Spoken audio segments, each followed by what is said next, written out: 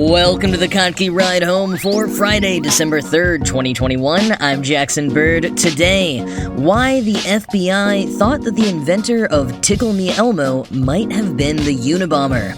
A new potential method for freeze-drying vaccines, and it's Krampusnacht this weekend. Here is everything you need to know about the sinister anti-Santa. Here are some of the cool things from the news today. I don't know if it's because I don't have kids or because identifying broad, single-item trends is exceedingly difficult in our oversaturated online marketing landscape, but I feel like we haven't had a hottest toy of the year for the past few holiday seasons. Like, there will sometimes be something for older kids and grown-ups, like those not actually hoverboards, but it's been a while since there's been a must-have toy that parents go all jingle all the way over. Ironically, the year that fantastic Arnold Schwarzenegger and Sinbad film came out, 1996, the hottest toy was not Turbo Man or any kind of action figure, it was the Tickle Me Elmo. If you were alive in 1996, you can probably still hear it. That high-pitched mechanical laugh emanating from a vibrating plush toy that just never seems to end. The man responsible for the horror and joy of the Tickle Me Elmo is Mark Williams. And this week, Mel Magazine's Brian Van Hooker got the full story from Williams about how, at the same time that he was finishing work on the Tickle Me Elmo, the FBI was on his trail as a suspect in another, much more egregious crime, being behind the Unabomber attacks. Yes, the inventor of the Tickle Me Elmo was a top Unabomber suspect. And while he is completely innocent, when he shares details about his background and work, you can quickly see how he became a suspect. For a quick refresher, the real Unabomber was Ted Kaczynski, a former math professor and young prodigy who became obsessed with the idea of returning to a simpler way of life. He was a harsh critic of a lot of new technologies and directions that society was headed. Somehow, that led him to hand-make bombs from his remote cabin in Montana, which he sent through the mail or hand-delivered across the country between 1978 and 1995, injuring 23 people and killing 3. But as for Mark Williams and the details of his life that led the FBI to investigate him, he has a background in nuclear physics. In one of his jobs, he worked on computer chips for airplanes as a defense contractor, and as part of that job, he ended up owning the blueprints for the exact type of plane that the Unabomber had attempted to blow up, a Boeing 727. Also for work, he had traveled to Provo, Utah, one of the places from which the Unabomber had mailed a bomb, and those geographic and professional coincidences kept on coming. Quoting Mel, Kaczynski attended Harvard from 1958 to 1962 and got a degree in mathematics. Williams, after getting his degree in physics from Iowa State University, attended Amherst College, 2 hours from Harvard in the 1980s. Much more ominously, Williams lived in Iowa City while Kaczynski's parents lived in nearby Lisbon, just 22 miles away. Kaczynski himself never resided there but would visit for a few weeks a year. Then there was the Berkeley connection. Kaczynski was an assistant professor in the late 60s at the University of California, Berkeley, and he later mailed 2 bombs to the university in the 1980s. Williams worked at Leapfrog in Emeryville, which neighbors Berkeley, in the 1990s. End quote. Williams also had some friends who were fond of prank calls, which his wife was annoyed by, so the first 10 times that the FBI called his home initially, she hung up on him. He also had a son named Nathan, bad luck considering the FBI was literally working on talking to every single person named Nathan in the entire country based on an impression of a note that they found on a Unabomber letter that said, "Call Nathan R. Wednesday, 7 p.m. And more bad luck for Williams, when the FBI first interviewed him at his office at Leapfrog, he was wearing a cap for a baseball team his brother coached in Forest City, Iowa. The cap simply said FC on it, and FC is what the Unabomber used to refer to himself in his manifesto. So yeah, it didn't look good for Williams. He says the FBI called him about every 2 weeks, and were also calling tons of other people in his life and occasionally parking outside of his house and following his wife around. And while he says he wasn't too bothered by it because he knew he was innocent, and he gets the sense that the FBI mostly knew that too, he does also see why they had to keep tabs on him, because some of those similarities and his work in general was just too uncanny. At the same time that he was developing the Tickle Me Elmo, which meant that he had all kinds of headless electronic dolls hung up on the walls of his lab alongside wires and batteries and stuff, he was also working for a toy rocket company, so he said he was constantly getting mailed fuses and black powder, the exact same kind used to make pipe bombs. Williams must have been a seriously normal-seeming dude otherwise for the authorities not to have arrested him based on all of this, and he's also, white, obviously. But fortunately for him, Ted Kaczynski was arrested in April of that year, and the FBI eventually stopped calling him. And just 3 months later, the Tickle Me Elmo was released in stores, causing a whole different kind of frenzy in Williams's life. And that of much of the US and Canada, where unexpected demand for the dolls meant store employees were getting trampled when new Elmos were put on shelves, and scalpers were selling the $30 toy for upwards of $1,500. All 1 million units manufactured sold out that first year. So after a harrowing year of FBI calls, at least Mark Williams probably had a very good Christmas.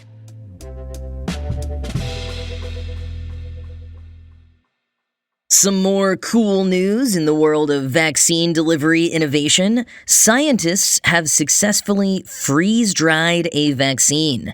Publishing their work in Science Advances earlier this week, the team from the University at Buffalo freeze-dried a liposome-based liquid vaccine formula specifically, and said that it could be developed for use in COVID-19 vaccines, some of which notoriously require ultra-cold storage, although that is a long ways off. A quick refresher on general freeze-drying, though, quoting the University at Buffalo, first, you freeze the item you're trying to dehydrate, causing any water in it to become ice. Then, you remove the ice through a process called sublimation, in which ice turns directly into vapor under low pressure. End quote. And for this new study, they focused on, quoting again, a liquid injection that consists of ingredients including water, specialized liposomes carrying a synthetically produced version of the spike protein of the COVID-19 virus, and a small amount of sugar, which helps to protect the formula during the freeze-drying process. The freeze-dried product looks a bit like cotton candy, mint green in color. End quote. First author Mustafa Mabrouk explained, quote, upon dehydration, the formula was stable at elevated temperatures, and we showed that it can withstand room temperatures and even higher temperatures for at least a week. After that, we reconstituted the formula by adding water. When we tested this in mice, it induced effective antibody responses and offered protection against the COVID-19 virus. End quote.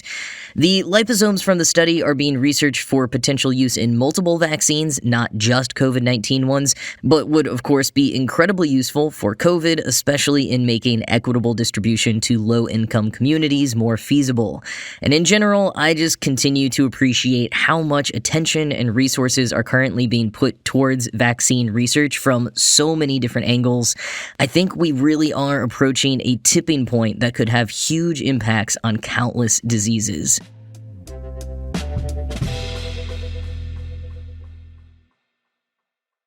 So at the end of this upcoming weekend, there are a couple of holidays coming up that I wanted to mention ahead of time.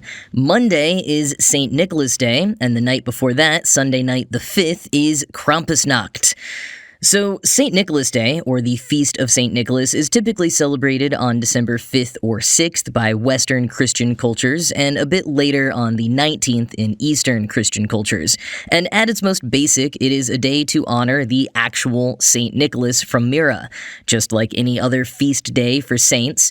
But over the centuries, as the various legends of St. Nicholas evolved around the world, it became a day in which some children would receive presents or a visit from St. Nicholas, who would determine whether they had behaved that year. For a time, this was completely separate from Christmas celebrations, which were about honoring Jesus. This was about honoring a popular saint. Things changed around the time of the Protestant Reformation in 16th century Europe as reformers sought to eliminate all traces of Catholicism from their communities and those they dominated. They knew they couldn't get rid of the very popular Christmas celebration, but their new religion didn't believe in the need for saints, so St. Nicholas would have to go. But to appease children, they decided to move the traditional gift-giving from St. Nicholas Day on the 6th to Christmas on the 25th, and have Jesus visit the children instead of St. Nicholas. But as Professor Bruce David Forbes puts it in his Christmas: A Candid History, quote, "One problem was that the Christ child, sometimes portrayed by a little girl in a white dress or never seen at all, generated little excitement from children and families, and soon the Christ child was making the rounds with St. Nicholas or a replacement figure. In German, the child was known as the Christkindl, which later mutated in English to Kris Kringle, and in the United States eventually and ironically became yet another name for Santa Claus. Another problem was that the adult figures who emerged to replace St. Nicholas were often drawn from pre-Christian midwinter folklore that bothered some Protestants even more. In the words of one Christian commentator, turning away from St. Nicholas unleashed a host of semi-pagan pseudo-St. Nicholases. Instead of making the observance of Christmas more sacred, the reverse occurred. A bewildering array of characters emerged, either as replacements for St. Nicholas or as his assistants, or as threatening counterparts who frightened children. Stand-ins for Nicholas himself included Weihnachtsmann, or Christmas Man in Germany, Old Man Winter in Finland, and Father Christmas in England. Sinterklaas held on tenaciously in the Netherlands, deflecting all substitutes. Other sometimes frightening winter visitors carried over from pre-Christian times included the witch-like Befana in Italy, and both Knecht Ruprecht and Berchte in German lands." End quote. And just like the Protestant reformers did little to remove St. Nicholas or St. Nicholas-like figures from cultural traditions, their attempts at stamping out St. Nicholas Day also failed, even in predominantly Protestant communities. It's still an important holiday, especially in parts of Central Europe, and in the Netherlands it's arguably a bigger deal than Christmas itself, although media and advertising is attempting to change that. But going back to some of those St. Nicholas stand-ins, sidekicks, and foils, another one that Forbes didn't mention is one who occasionally accompanies St. Nicholas on the eve of celebrations or stalks the town on his own, one you have no doubt heard about increasingly in recent years: Krampus. Or Krampus, if I were to pronounce it slightly more correctly.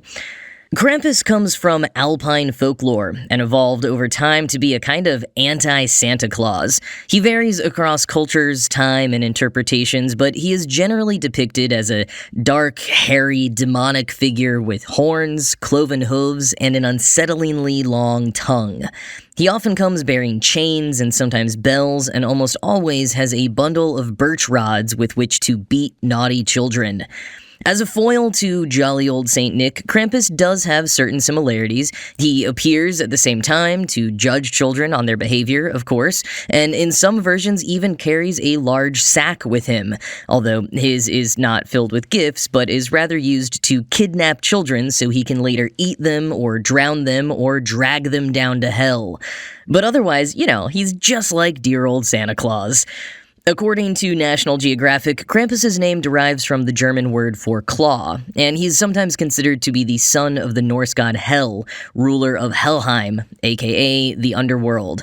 And he can sometimes be conflated with or is thought to be an evolution of other folkloric figures. Most closely Persten, but also figures like Knecht Ruprecht, Belsnickel, and the Dutch's uncomfortably racist Black Peter, who is somehow still commonly portrayed in blackface today. That is a whole other story. But Krampus has quickly become the most well-known of the alternative Yuletide characters globally. Traditional celebrations might go something like this, quoting Smithsonian Magazine. Young men in town dress up as the mythical figure and parade through the streets in an ancient pagan ritual meant to disperse winter's ghosts. They march dressed in fursuits and carved wooden masks and carrying cowbells.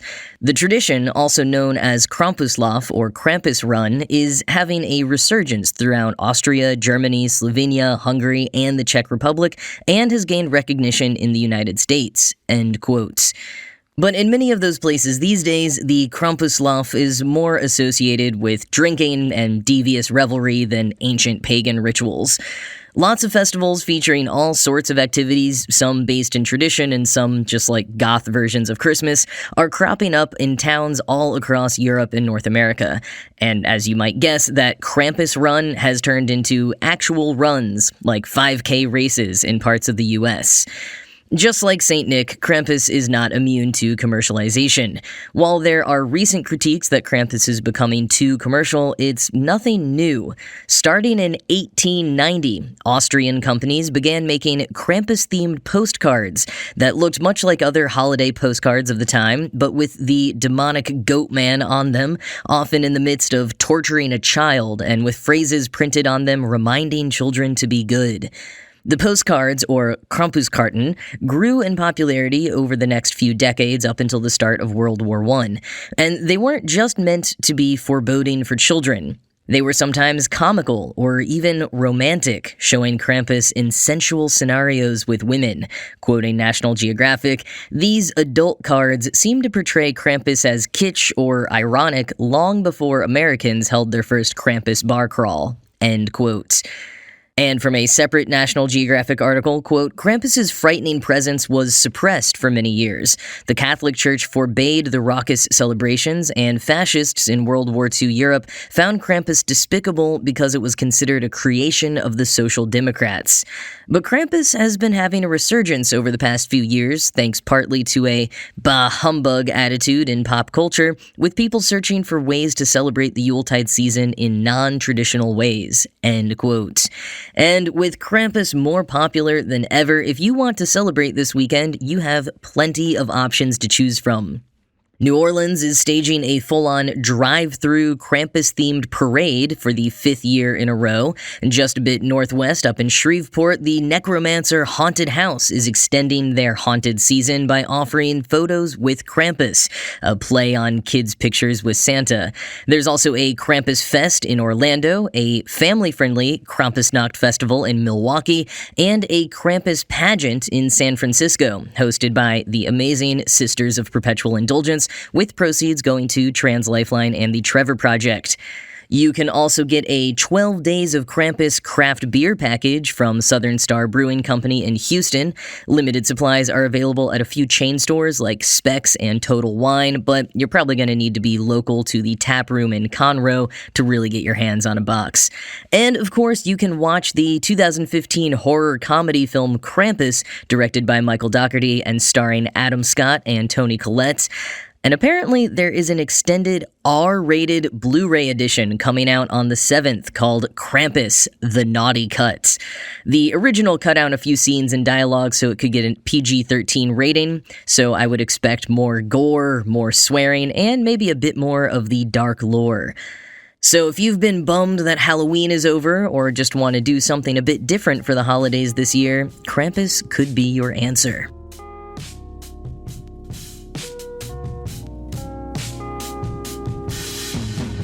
Well, that is it from me for this week. As always, this show was produced by Ride Home Media and Kottke.org. I am Jackson Bird, and I will talk to you again on Monday.